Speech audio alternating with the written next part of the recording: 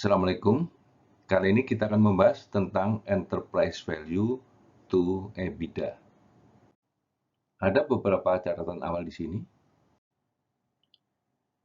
Jadi enterprise value to EBITDA pada dasarnya dapat digunakan untuk beberapa hal, terutama terkait dengan valuasi.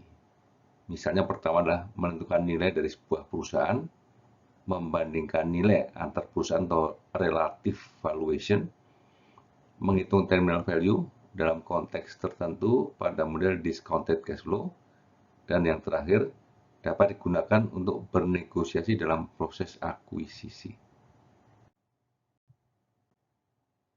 Elemen dari enterprise value to EBITDA adalah enterprise value itu sendiri, dan yang kedua adalah EBITDA.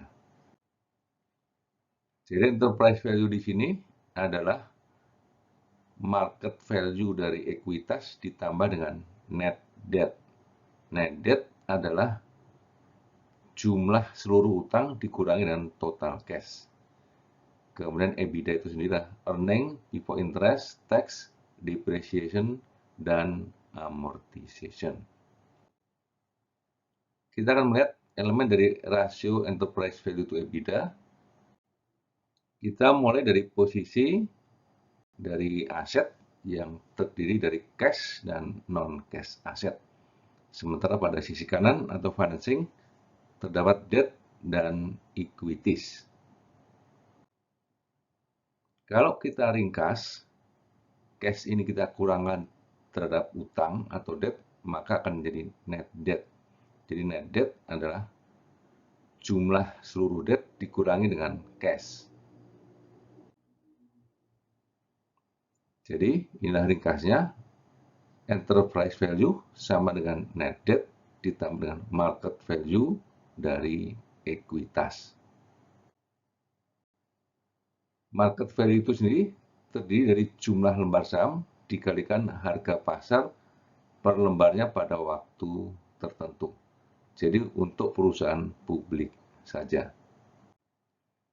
Jadi secara lengkap di sini, enterprise value elemennya adalah market value of equity, debt, dan cash. Sementara cash equivalent akan dihitung sebagai cash.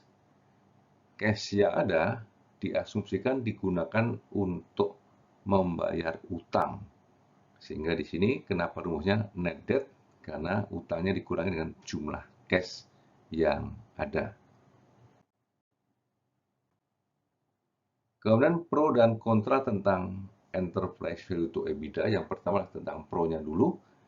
Jadi ini akan sangat mudah dihitung bagi perusahaan publik dan banyak digunakan dalam komunitas keuangan untuk analisis valuasi. Pada perusahaan dengan ragam bisnis, ini bisa digunakan karena rumusnya ini tidak mengenal industri.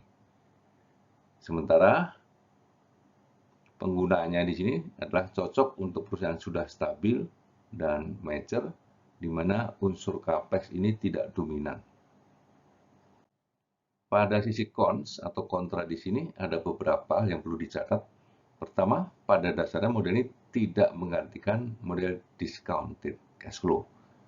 Yang kedua, tidak melibatkan perhitungan capex atau capital expenditure, dan variasi pertumbuhan sulit untuk diakomodasi pada model ini. Terakhir, sulit untuk menjustifikasi adanya diskon atau premium yang teramati pada waktu proses valuasi. Walaupun demikian, metode ini cukup populer, sehingga kita perlu melihat prakteknya, benchmarknya akan seperti apa. Kita akan mengacu pada S&P 500.